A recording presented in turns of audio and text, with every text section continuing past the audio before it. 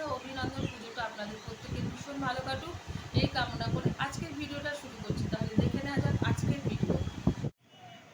এখন আমি রান্না করে নিচ্ছি লাউ পাতা দিয়ে চিংড়ি মাছ ভাপা। তার জন্য ওভেনে একটা কড়াই বসিয়ে তাতে দিয়ে দিচ্ছি কিছুটা পরিমাণে জল। জলটা কিন্তু ফোটা শুরু হয়ে গেছে। দিয়ে দিচ্ছি খুব সামান্য পরিমাণে একটু লবণ।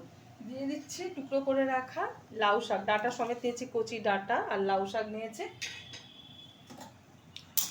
হালকাভাবে একটু সিদ্ধ করে নেবো, খুব বেশি সিদ্ধ করব না। সিদ্ধ করে জলটা কিন্তু ফেলে দেব।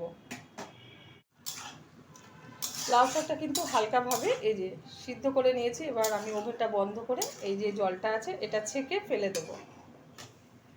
ভাপানোর জন্য আমি এই মাটির হাঁড়িটা নিয়েছি, মানে লাউ পাতা দিয়ে চিংড়ি মাছ ভাপানোর জন্য। এই গরম লাউ শাকটা কিন্তু এর মধ্যে দিয়ে দিচ্ছি।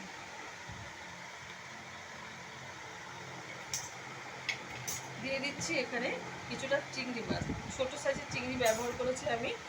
দিয়ে দিচ্ছি এখানে পরিমাণ মতো লবণ।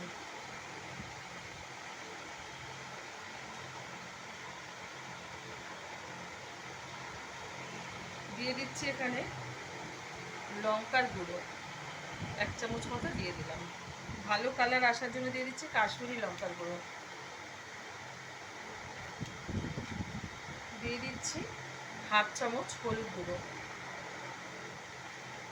দিয়ে দেবো স্বাদ মতো চিনি, চিনিটা দিলে টেস্ট আসবে ভালো। দিয়ে দিচ্ছি কিছুটা সর্ষে পেস্ট, আমি ছেঁকে নিয়েছি সর্ষেটা পেস্ট করার পর।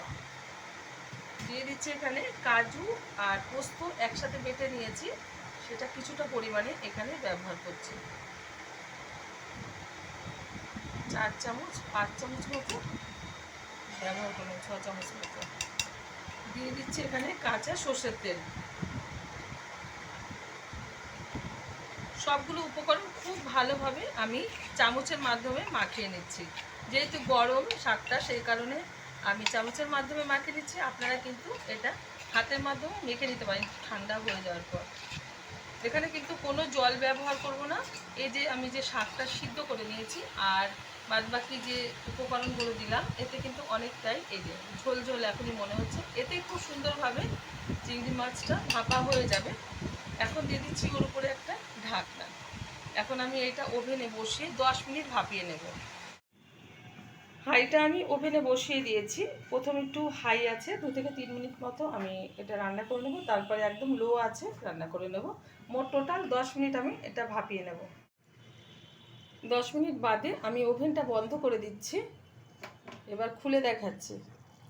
মাঝখানে কিন্তু আমি একবারও এটা তুলে দেখিনি। এবার আমি একটু নাড়িয়ে দেখাচ্ছি কতটা সুন্দরভাবে কিন্তু চিংড়ি ভাপাটা হয়ে গেছে।